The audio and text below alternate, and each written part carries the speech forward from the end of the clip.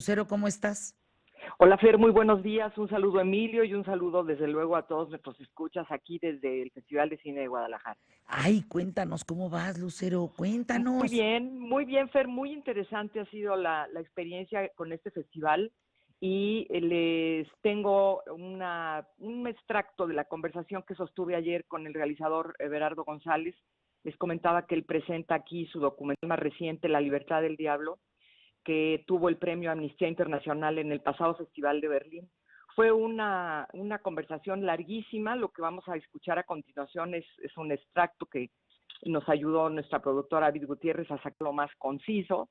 Y hablamos de todo, hablamos de los sicarios, hablamos de víctimas. Dice que él no puede definir esto entre víctimas y victimarios, que hablamos de los ciclos de sangre de la historia de México, hablamos del ejército, hablamos del 2018. Bueno, es un hombre que tiene una gran luz, una gran lucidez para ver el abanico de situaciones, de disparidades que están sucediendo en nuestro país. Yo le decía, un poco en tono coloquial, ¿no? Everardo, no cabe duda que el diablo anda suelto en nuestro país. Hombre, Y así es, Fer, lo podemos escuchar, si te parece bien, a continuación, en esta conversación hablando de su documental Libertad del Diablo.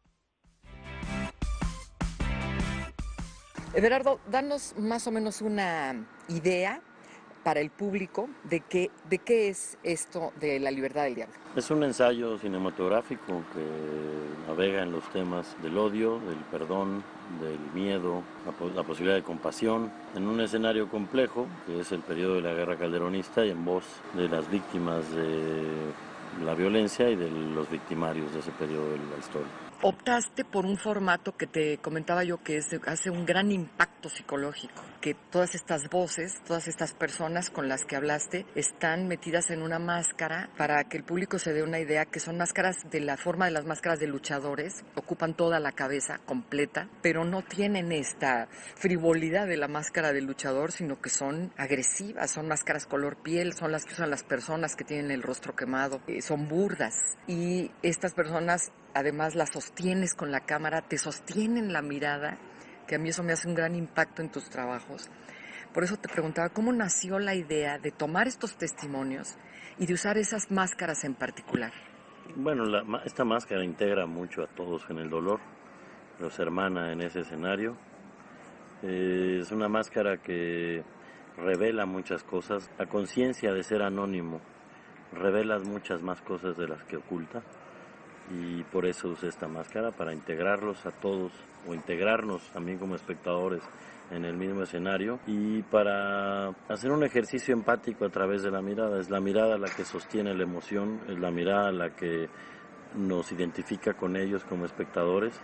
Además de la máscara hay un uso de espejos para que la mirada sea franca a quien está viendo la película. Y finalmente el discurso es que en este escenario no hay víctimas ni victimarios, aunque en términos de justicia sí los hay. Todos están bañados por el odio, todos están bañados por el dolor, todos están bañados por el miedo.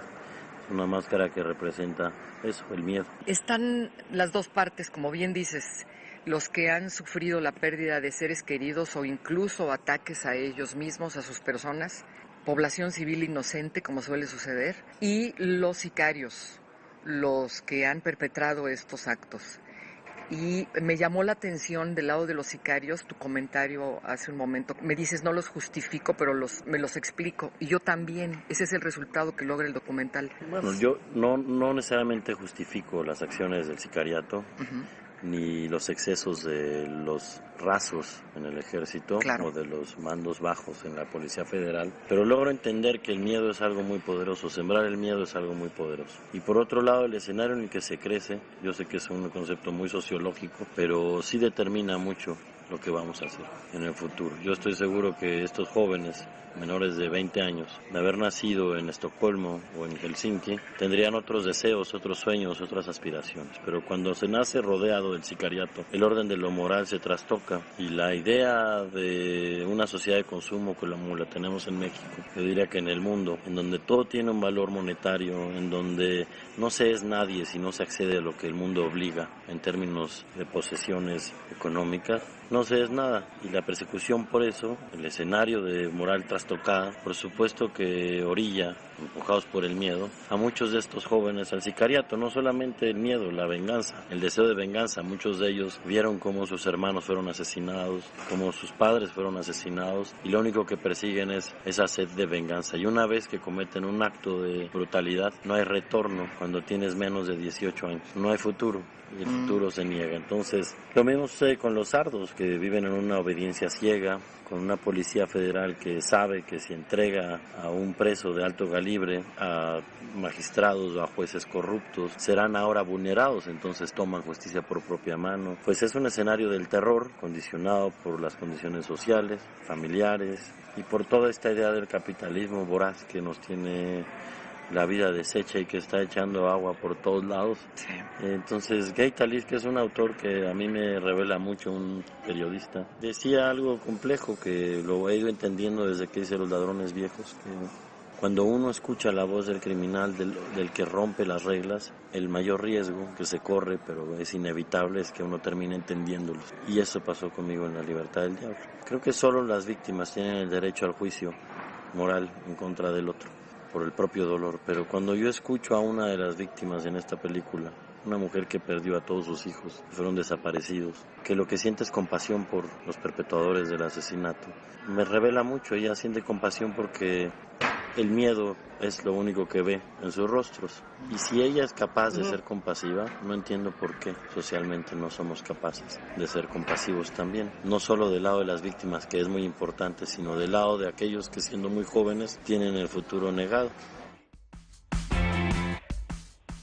Lucero, esta entrevista va a escucharla completa, va a valer mucho la pena porque pone en la mesa muchas discusiones, Lucero. No, es muy interesante lo que él dice en función de los sicarios, lo que tú opinas en función de estos. Es muy interesante este contenido, Lucero. Fíjate, Fer, que yo creo, al igual que Everardo, que este es un documental que va a tener un buen paso y una, pues yo creo que un desarrollo exitoso en la taquilla, y que es muy importante ver porque me abrió a mí un panorama interesante, me hizo tener un punto de vista en torno a estos chavos que nacen en el ambiente de varias generaciones de crimen, en que sus abuelos han sido criminales, sus padres han sido sicarios, ellos viven en eso, su escala de valores, como él dice, está trastocada. Hay un chavo al que entrevista, todos con máscaras, insisto, un chavo de alrededor de 16 años o 17, que además ya quedó fuera del negocio porque ya es grande, así le han dicho, que cuenta a la cámara que cuando lo ejecutó a la primera persona, tuvo el primer asesinato cometido por él, le dijeron que le iban a regalar un coche. Y entonces dice, yo pensé que me iban a dar un bochito. Y le dieron un Audi A4. Entonces, pues tú imagínate a un niño de 16, 15 años al que tú le das esto, toda su escala está de cabeza, todos sus criterios de la vida, de lo que hay que respetar, de lo que no que hay que respetar, está volteado al revés. Y estos hay miles y miles y miles de chavos en todo nuestro país. Y si le añades lo que habla él de los soldados, ¿no? De los soldados que cometen excesos y que a su vez están sometidos a cabezas de corrupción, a cadenas de corrupción, es interesantísimo. El documental es un trabajo espectacular. La mujer de la que habla perdió a sus 4 hijos, a los 4. No. Y cuando habla de quien haya sido, dice que siente compasión por él. Gracias, mi querida Lucero, por estar con nosotros aquí, Emilio y yo acompañándote, escuchándote y en espera de poder escuchar más adelante la entrevista completa.